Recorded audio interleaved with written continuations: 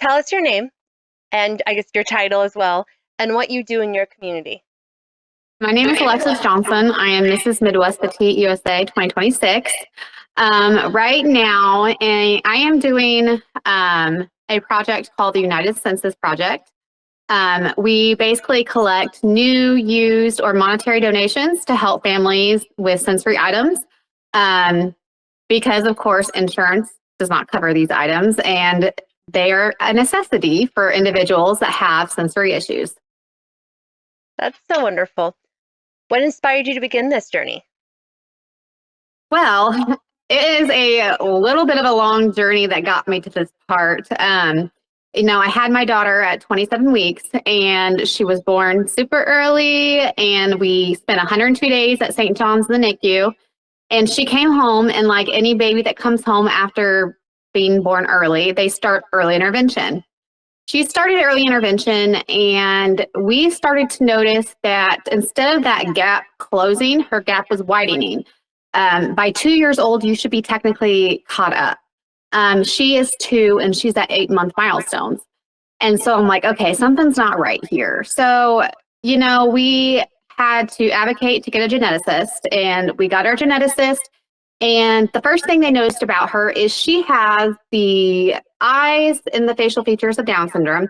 She's got the single palmar crease, which is a marker. She's got the small hands, small feet, small stature. And her ears are set a little bit lower. So there were things they noticed. So they ran a CMA on her, and that came back negative. And they wanted to rub it off like, oh, she'll catch up.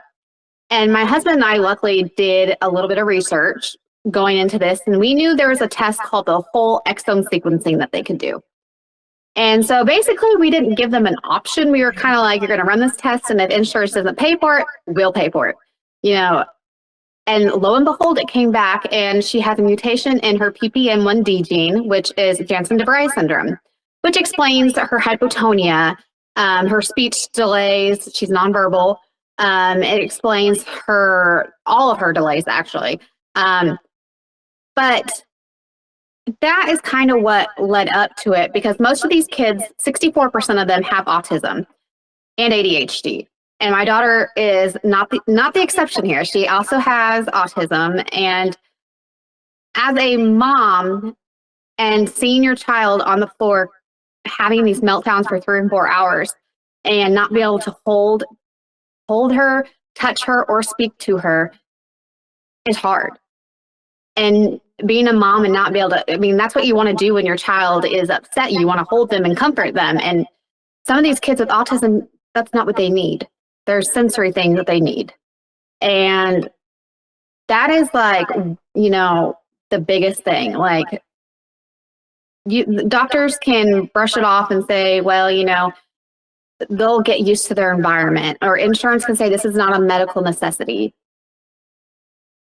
It is, because without these tools and items, these families would be where I was, feeling desperate, wanting to help and not knowing where to start. So that's kind of what inspired this whole thing. Well, even if she's kind of behind, she's kind of a strong little girl, and no matter what, pushing through each day for you. Oh, she's stubborn. Yesterday, we learned how to blow a kiss. She mimicked me.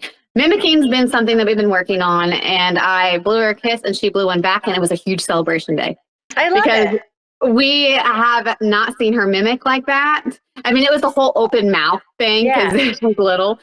But now today, she's been doing that to me all day. So Aww. That melts my heart because, we didn't think we'd see that. Yeah, it's kind of like her kind of telling you how much she loves you. Yes. Yeah. Oh my gosh, I love that. So what does being a woman of impact then mean to you? Being a woman of impact, I feel like it is grace, service, and your authentic self. I think you should be leading through service. You should be empowering other women, but ultimately you should be living your life with integrity. I think that is the most important aspect, which is, to me, that is the most important aspect. No, I can't speak for everybody else. Absolutely. Being your most authentic self is probably the best advice like anybody could just say in general. Yeah. Who is a woman that has shaped or influenced your life? My mom. Um, I have never been one that had the most confidence in myself.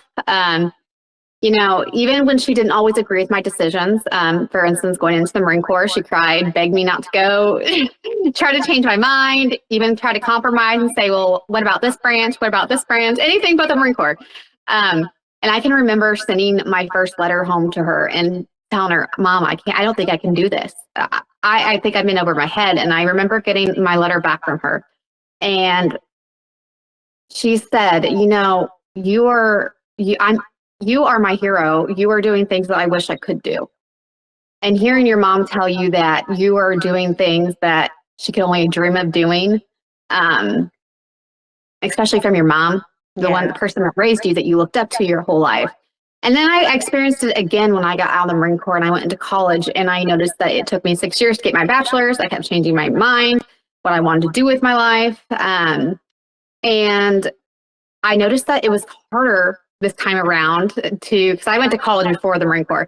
But I noticed when I got out of the Marine Corps, it had been a couple years later, that it was harder that time around. I had to study harder. I mean, what worked before didn't work now. And I was going to quit several times. And my mom was the one that said, no, you've got this. Push it. Just think about the reward at the end.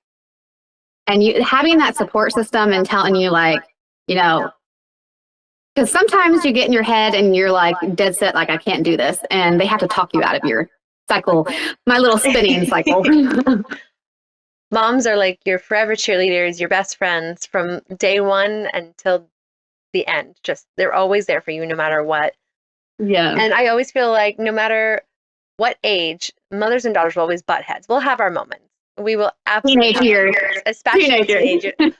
My 6-year-old thinks she's a teenager, so constantly butting heads. But at the end of the day, I mean, you love them. They're your best friend forever and always. So yes, I will say my sister and my mom are my best friends. Like they're there. I mean, yeah, they're the ones that are there. Especially in adult life, like it's hard to make friends when you're an adult. It is so hard. And I'm like, I don't feel like I'm antisocial, but maybe I am. So what challenge have you overcome that has made you stronger other than your daughter's abilities and everything? The hardest struggle I've had to overcome is my depression and anxiety. And it got worse after I got out of the Marine Corps, of course. But I was the type that would not make their own doctor's appointments. I wouldn't go to the store by myself. I wouldn't order my own food. I wouldn't leave the house, really. And something changed the day I had my daughter. It was like, I don't know if that motherly instinct kicked in, but I knew that I may not have been able to do that for myself, but I had to be able to speak up for her. And even to this day, with each day that passes, I'm finding my voice more and more. But it took having a child for me to overcome a lot of that. I still have my days. I honest with people, I take medication. I've been on the same med for the last 15 years. And I know it works for me and I know it doesn't. And I still get anxiety and I still get depression. And, going through what we're going through with my daughter, it spiraled that out too. But then I also try to make sure that I challenge myself. I'm doing something, whether it's weekly like doing this pageant, it's going to be a challenge for me, but doing it and then overcoming that is just another thing that said, hey, I can do this. Even when I doubt myself, I can do this. And if I keep doing things that are going to challenge me, eventually, it's going to become easier and easier. I love that so much. I mean, I feel like interviewing more queens and just like for the past few months, I've noticed that we have all kind of got like the anxiety, depression that we've all shared. And I feel like people always look at us as if we're supposed to be the perfect Barbie doll, and we're not. We have so many issues, and that's why we do patches most of the time, is to bring the issues forward, to not hide them in the shadows, to say, hey, it's okay. This is normal. Like you're not alone. We're here. We're all here for you.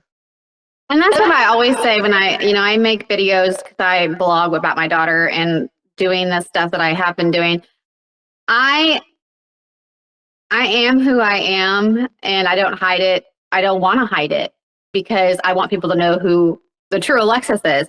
I stumble over my words. I make mistakes. I don't plan out what I need to say, probably when I should plan it out. Me too. I'm never prepared. I'm not a prepared person. And you know what? You either come to love it or hate it, but most people don't mind it after they get used to it. Like they get used to me and know me. Queen, me too. It's okay. The amount of times I honestly cannot talk. It's just stumbling. It's like it's always been a thing I've had to overcome myself. So being an actor like in the theater, it's surprising that I can get on stage half the time.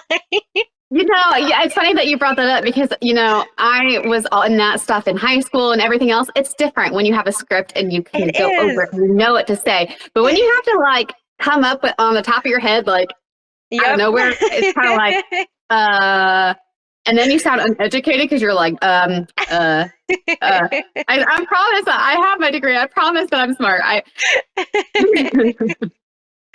Oh yeah. So what do you hope your legacy will be? You know, for me, I want to be remembered as the woman that looked at the small things, such as the quiet acts of kindness, the overlooked communities, individuals who felt invisible and they didn't feel seen, and be known as the one who treated them with the utmost importance. I know that for me, I want people to know that a heart dedicated to service, it can have a rippling effect for a lifetime. And I think that's what people don't understand is just that small act, small gesture. It really can have a long lasting effects. It's so beautiful. My goodness. Don't make me cry. What advice would you give to young girls watching you, like our daughters? There's there's several things, Same for all. me, Same all. for me, it's the biggest one. And I guess not the biggest one, but one of them is don't measure your worth because your value is not in a measurement. It's not something that you can put on a scale. It's not. And, for me, and this is specifically for me, and I use this to tell other girls because I wasn't able to do this, but speak up even when your voice shakes. Speak up for what's wrong. Speak up for the one that's being left out. Speak up, for what you believe in, and never apologize for having dreams that are too big because no dream is too big. And, for so many of us try to be this perfect version of what we think that people want us to be. And the only version you need to be is your true authentic self. At the end of the day, that is all you need to be. That's some beautiful advice. See, go make me cry. All this stuff. Every time I get on these, to hear all the different answers from every woman I have talked to, and even I've had a few young teens now. Like, it's just so heartwarming to see everyone support each other in many different ways. Well, I think a lot of it is, we didn't see these things when we were young, and we want No. them to see. Yeah, We don't want them to go go through what we went through. exactly. You try and change it as you can. And especially with the world becoming more and more about this perfect image and what you should be. It makes me nervous for my daughter because I'm like, stay off social media. Homeschool, that's what we're doing. Yeah. She definitely didn't fit well into her school, so we pulled her, and it was only kindergarten, so we pulled her halfway through, and now we're homeschooling, and she's thriving. And with homeschooling now, there is more and more things like events where parents are getting their kids together that are homeschooled so they can get that socialization still. Exactly. There's always the extracurricular activities. I mean, we do dance, there's theater, there's still, you could still do recreational sports, YMCA. Like, there's so many different things. We do Girl Scouts even. Like, there's so many different things you can do to keep them, like you said, socialized. And so you don't have to go to public school and witness everything that's out there in the world today to do that. Exactly. So when do you feel most confident or empowered? Oh my. So I feel most confident and empowered when I am aligned with my service to others. So there's a strength that is outside of a crown or title. It's when you know and you have the knowledge that you're doing what you're supposed to do and that you're placed on this earth doing everything that you can do to help others, to make life a little easier for someone that just needs a little bit of a break. Absolutely. Okay, my last thing for you is I'm going to have you finish the sentence. Women's history is being written when? When we stop asking to sit at the table and we build our own dang table. We don't need to sit with everyone else. We just got to build our own. And that is something I have had to learn the hard way.